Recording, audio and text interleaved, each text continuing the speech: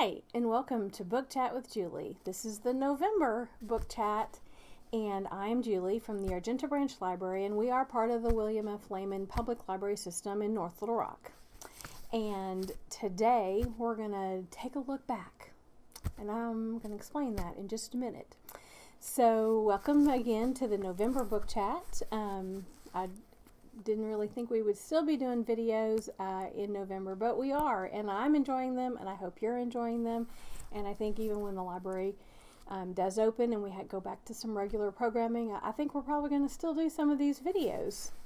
So, do you have bibliophobia? Do you know what that is? It's the fear of running out of something to read. I have that, even though you all know that I'm a book collector and I have bookshelves of books, and I work at a library that has bookshelves of books, but sometimes I do have a fear of running out of something to read. How many of you have a book or two in your car, in the glove box, under the seat? I do. And I switch them out every now and then. Some of them I've reread because, we all get stuck in the car sometimes, whether it's in traffic or I'm stuck because somebody else is running to get something and it's taking longer. I can't sit there very long without twiddling my thumbs or reading a book.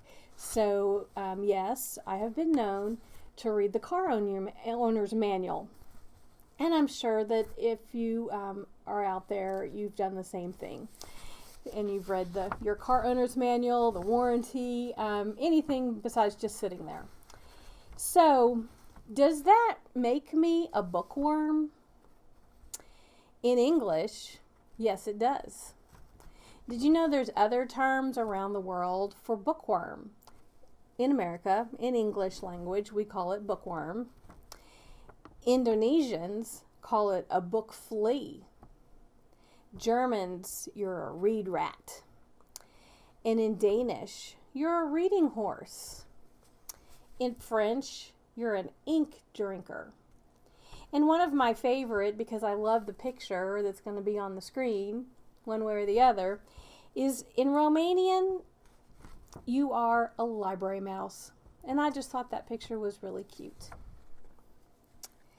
So we're going to take a look back during this book chat, and what I mean by that is we're gonna look at some covers of books. They always say don't judge a book by the cover, but in the cozy mysteries and in the Amish books that I've talked about, the covers play a big part of that. You can go to any bookstore, you can walk down your aisles of Walmart or the grocery store, and you find the little book section. And you're going to see multiples of the same types of covers that go with the different genres. So we're going to look at some books that are set in the early 1900s and also World War II. And about 15 years ago, someone decided to kind of start looking at these covers, and they started noticing a trend. And it, even with all genres, and when you go to a new release section, sometimes I think that authors must go to a convention and they're going to say, okay, we're going to put bumblebees on everybody's cover. We're going to make everybody's covers this season be bright blue. It just seems to be a trend amongst the artists that do the covers. That's just kind of my take on it, which may not mean anything to anybody, but that's just my take.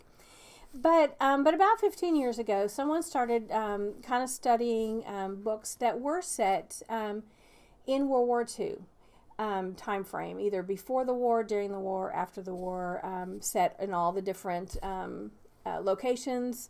And these would be considered historical fiction, historical romance type books, and they're all kinds of different perspectives from them.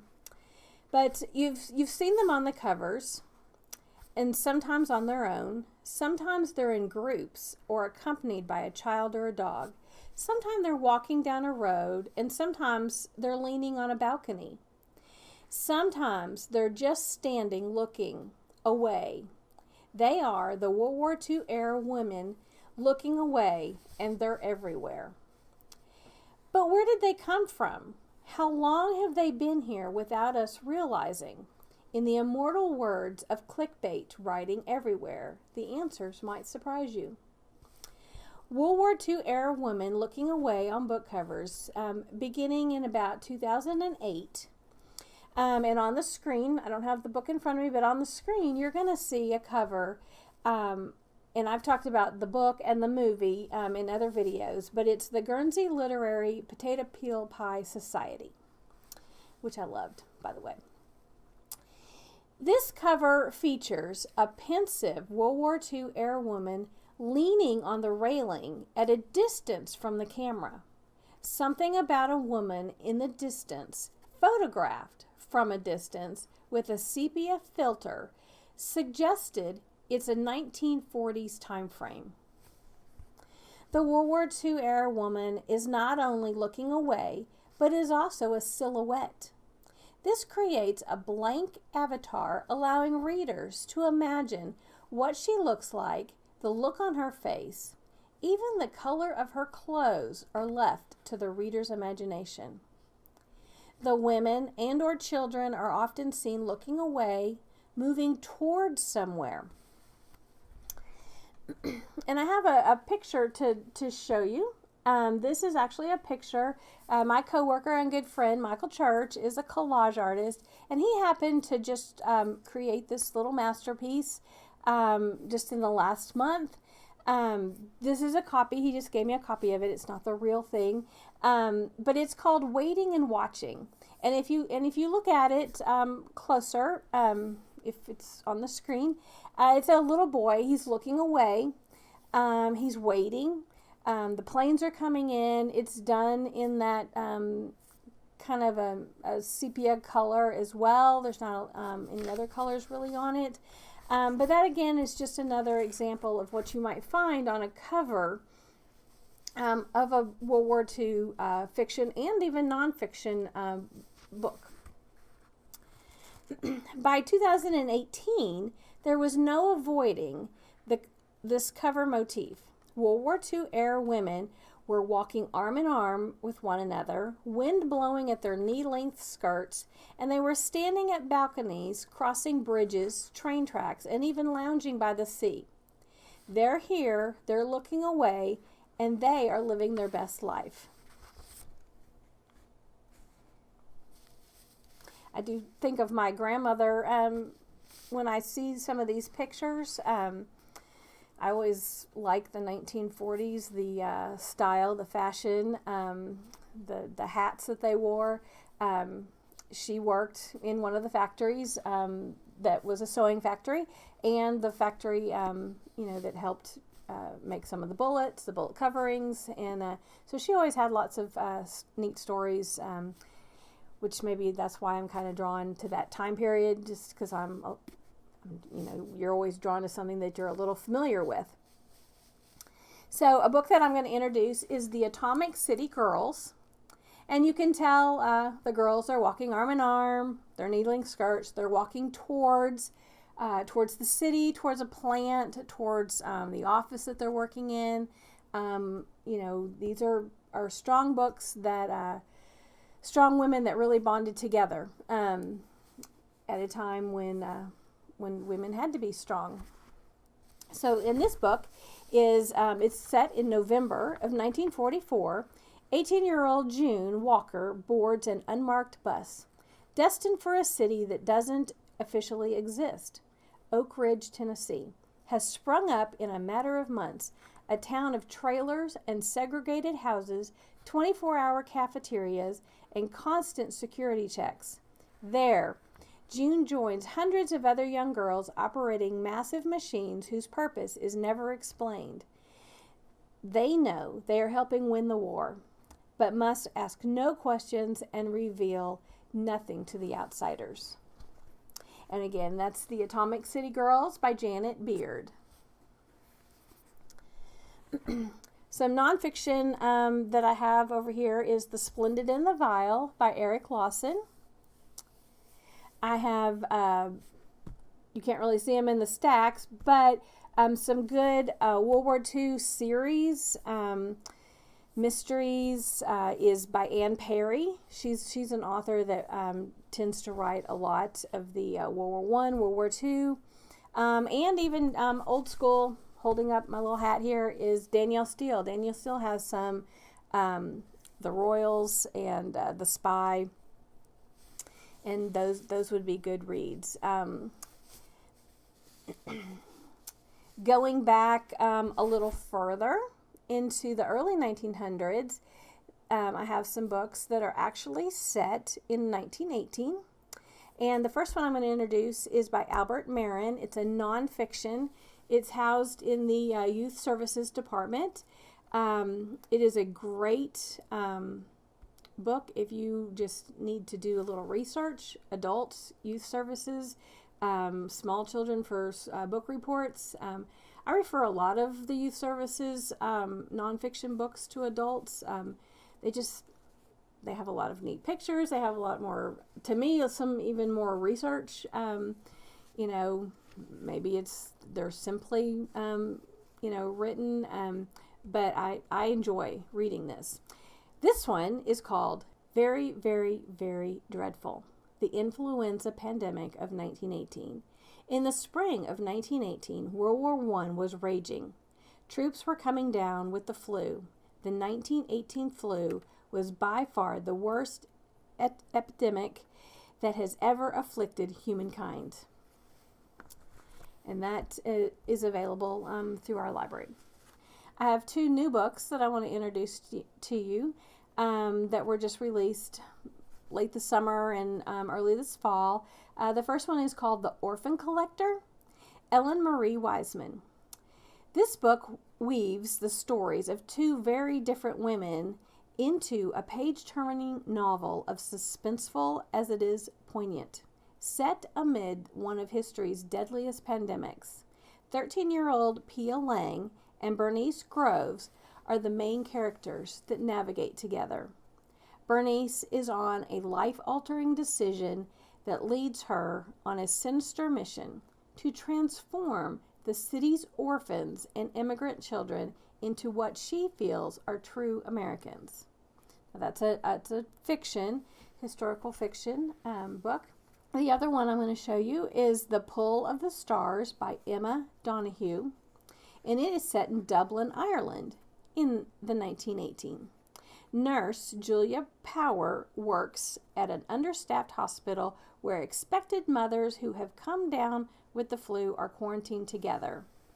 In the darkness and intensity of this tiny ward, over 3 days, these women change each other's lives in unexpected ways. A small world of work, risk, death, and unexpected love.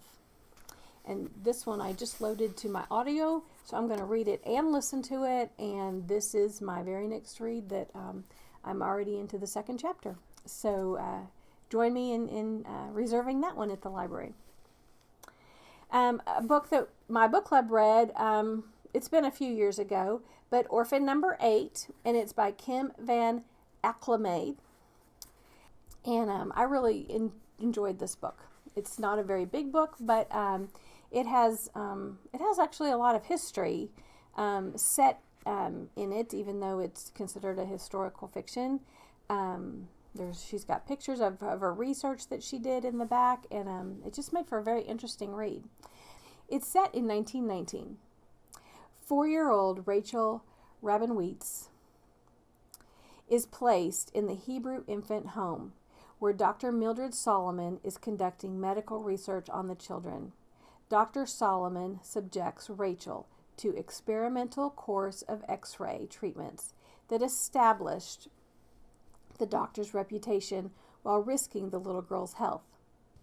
Now it's 1954, and Rachel is a nurse in the hospice wing of the old Hebrews home, where elderly Dr. Solomon becomes her patient.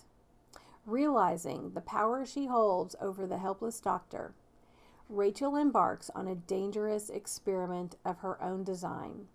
Before the night shift ends, Rachel will be forced to choose between forgiveness and revenge. Inspired by true events, Orphan number 8 is a powerful novel about human capacity to harm and to love.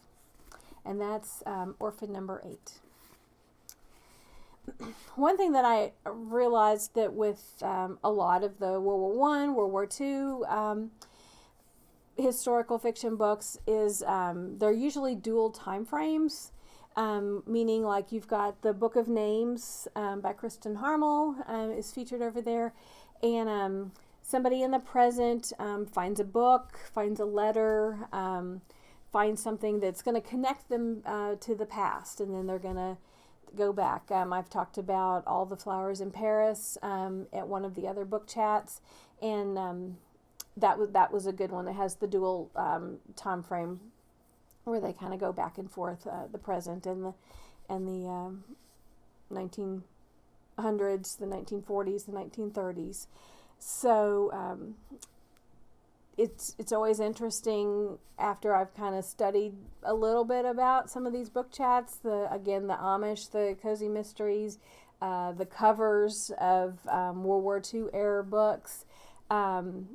Your eye is drawn to them when you go to Walmart, or you go to the grocery store, or you go to Barnes and Noble, or even if you just get online, if you're not going into stores and you get online and do some,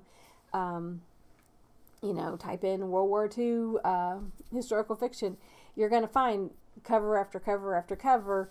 They're all going to kind of resemble that same thing, and then you'll think, oh, they're looking away, or they're looking away and everybody's in a red dress. I haven't figured out what the red dress really means yet, but it all kind of goes together. So that's my book chat for November. The library is still doing curbside pickup. Please call us and we will get your books ready. We'll get your movies ready. We're getting ready for the holidays. If there's any holiday movies that I can look for you, you can call the library, either the Lehman Library or the Argenta branch, and we'll be happy to do curbside service for you.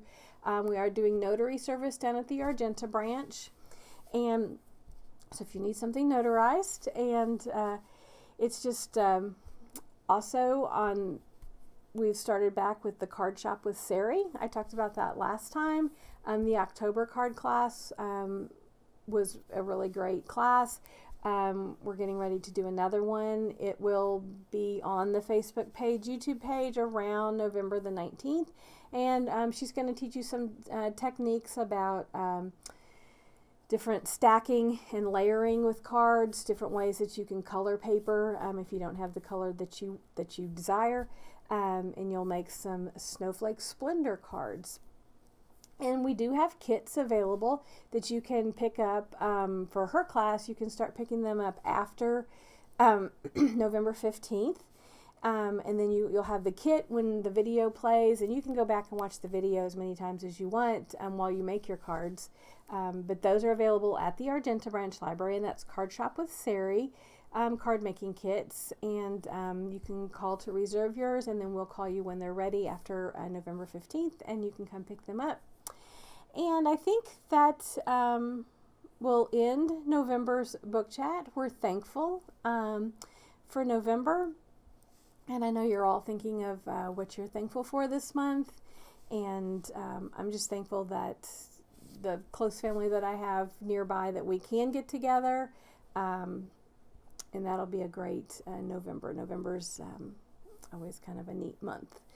So happy Thanksgiving. And remember to call the Argenta Branch Library for your curbside pickup. And I will see you in December.